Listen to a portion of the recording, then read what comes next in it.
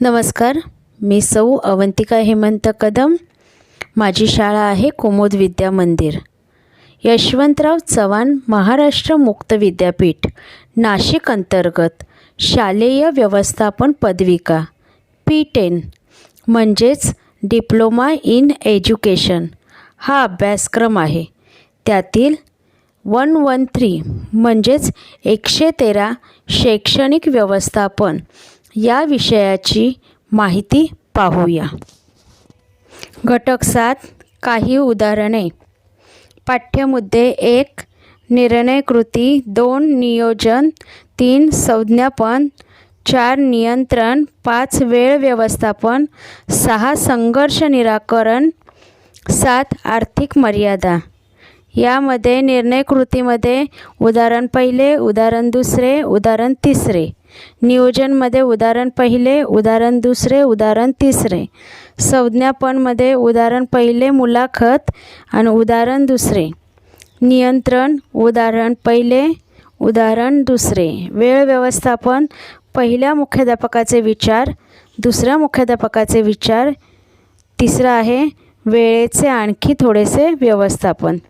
संघर्ष निराकरण उदाहरण पहिले, उदाहरण दुसरे. आर्थिक मर्यादा उदाहरण पहिले, उदाहरण दुसरे, उदाहरण तिसरे आणि उदाहरण चौथे. निर्णय कृती डिसिजन मेकिंग. शरीरात मेंदू तसाच शालेय व्यवस्थापनात मुख्याध्यापक. संस्थेच्या दैनंदिन कारभारात समस्या व आव्हाने सतत मुख्याध्यापकासमोर येऊन उभी राहत असतात. निपक्षपातीपणे निर्णय घेणे ही तारेवरची कसरत अखेर मुख्याध्यापकालाच करावी लागते. शालेय व्यवस्थापक मंडळ, शाळा समिती, विद्या समिती, ॲकॅडमिक काउन्सिलिंग, शिक्षक पालक संघांची कार्यकारिणी व शिक्षकांच्या सभा या सविस्तर स्तरावर निर्णय घेतले जातात. अनुदान संहिता व इतर कायदे कानून यांचा सांगोपांग अभ्यास करून घेतला जाणारा निर्णय बहुजन हिताय बहुजन सुखाय अशा स्वरूपाचा आणि अंती शाळेच्या हिताचाच असेल हे डोळ्यात तेल घालून पाहण्याची जबाबदारी सरतेशेवटी मुख्याध्यापकाची असते. तो एकाच वेळी दीपस्तंभाप्रमाणे सर्वांना धोक्याची ठिकाणे दाखवीत असतो व शाळेचे सुकाणू हाती ठेवून बिनचूक निर्णय घेण्याच्या बाबतीत संबंधितांना मार्गदर्शन करीत असतो. व्यक्तीपेक्षा संस्था श्रेष्ठ असते, म्हणून कोणताही निर्णय घेताना व्यक्तीपेक्षा शाळेच्या हिताचा प्रश्न महत्त्वाचा असतो हे लक्षात ठेवले तरच बऱ्याच वेळा लोकशाही पद्धतीने निर्णय बिनचूकपणे वेळेच्या वेळी व कमीत कमी लोकांना दुखावून घेणे शक्य होते. मुख्याध्यापक निस्वार्थी व निपक्षपाती असेल तर त्याने घेतलेले व त्यांच्या मार्गदर्शनाने घेतलेले जाणारे निर्णय प्रत्यक्षात कधी वज्राप्रमाणे कठोर असले तरी सर्वांना अंती ते मृदुनी कुसुमादपी वाटतात, यात काही शंकाच नाही. उदाहरण पहिले पाहूया. मुख्याध्यापक प्रसन्न सुखात्मे प्रसन्नपणे एक काम समर्थपणे हातावेगळे करीत कार्यालयात बसलेले. जिल्ह्याच्या छात्र सैनिक प्रमुखाचा फोन आला. सुखात्मे सर, आपल्या शाळेचे छात्र सैनिक पथक प्रमुख वारंवार सूचना देऊनही हिवाळी शिबिराला जायला तयार नाहीत. त्यांना द्यावयाचा हुकूम आपण माझ्यामार्फत पाठवायला हवा नाही का? तो तसा पाठवा, आपण योग्य ते करू, श्री सुखात्म्यांनी सुचविले. हुकूम आला. मुख्याध्यापकांनी छात्र सैनिक प्रमुख श्री दामा कामटाळे यांना आपल्या कार्यालयात बोलावून घेतले. तो हुकूम त्यांना दिला. सर, माझ्या टाचा दुखतात. मी शिबिराला मुळीच जाणार नाही. मला तेथे काम करता येणार नाही. श्री कामटाळे यांच्या बोलण्यातील मग्रूरपणा व काम टाळण्याची त्यांची नेहमीची वृत्ती या गोष्टी श्री सुखात्म्यांच्या लक्षात आल्या. त्यांनी कामटाळे यांना समजावीत म्हटले, सर, आपली शाळा जिल्ह्यातील ख्यातनाम शाळा आहे. आपले छात्रसैनिक पथकही आदर्श आहे. तुम्ही शिबिराला जा, खात्याला सहकार्य करा. तेथे प्रकृती बरी राहत नाही असे वाटले तर शिबिराच्या डॉक्टरांच्या सल्ल्याने विश्रांती घेता येईल. नाही, मी जाणार नाही. आपल्या शाळेच्या हितासाठी, माझ्यासाठी तुम्ही जावे असे मला वाटते. छे, मी छात्रसैनिक प्रमुखाचं पदाचा राजीनामा देतो. हे जरा अतिच झाले होते. राजीनामा देतो? द्या, विचार करून द्या. मागाहून काही. मी विचार करून राजीनामा दिला आहे. मी कामटाळे यांच्यासारख्या शिक्षकांना वचक बसावा असा निर्णय घेण्याचे आव्हान श्री सुकात्म्यांनी शाळेसाठी स्वीकारले. संस्थेच्या शहरापासून दूर असलेल्या एका शाळेत एक आदर्श छात्रसैनिक प्रमुख होते. त्या शाळेतील प्रत्येकाचे काम पाहू शकतील असे दुसरे उत्साही शिक्षक त्या शाळेत होते.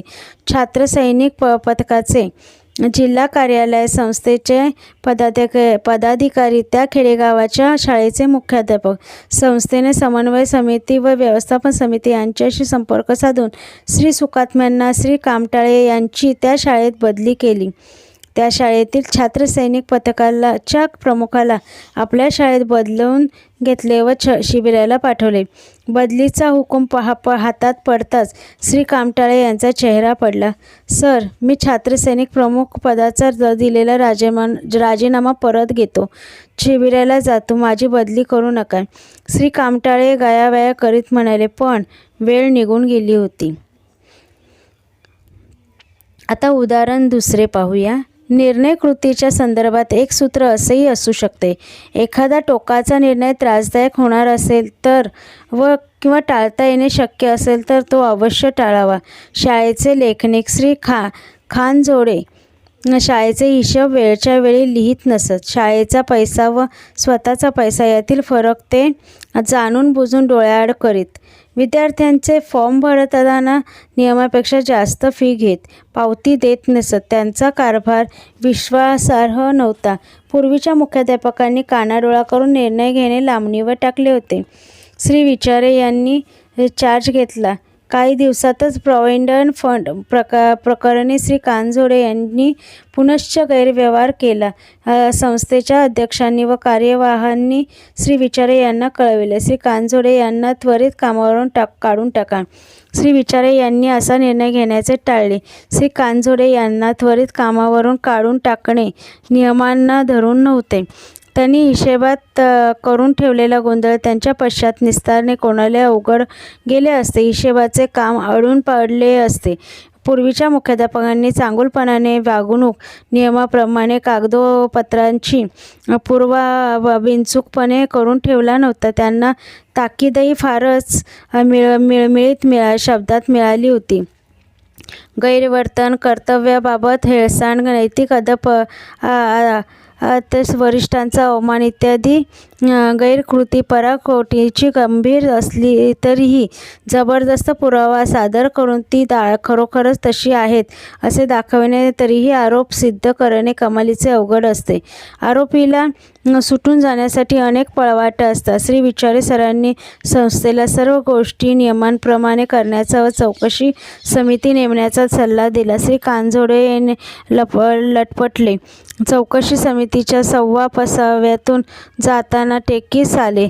त्यांनी झालेले नुकसान भरून देण्याची तयारी दाखवली. त्यांना खरमरीत ताकीद देण्यात आली. त्यांची बदली दुसऱ्या शाळेत केली. पैशाशी प्रत्यक्ष संबंध नाही असे काम त्यांना दिले. ही तडजोड श्री कांजोडे यांच्या प्रतिनिधींनीही विनंती केल्यामुळे केली. चौकशी समितीचे काम स्थगित ठेवले. श्री विचारे यांच्या शाळेत हिशोबात तयार असलेल्या संस्थेतील दुसऱ्या लेखनिकाला नेमले. या बाबतीत शिक्षण खात्याशी वेळोवेळी संपर्क साधला होता. खात्याचेही योग्य ते मार्गदर्शन घेतले होते. माहिती घेऊनच त्यांनी मार्गदर्शन घेऊन खात्याचेही काम पूर्ण केले. आता त्यातील उदाहरण तिसरे पाहूया. निर्णय कृतीत विषय शिक्षकांना सहभागी करून घेण्याचा प्रयोग.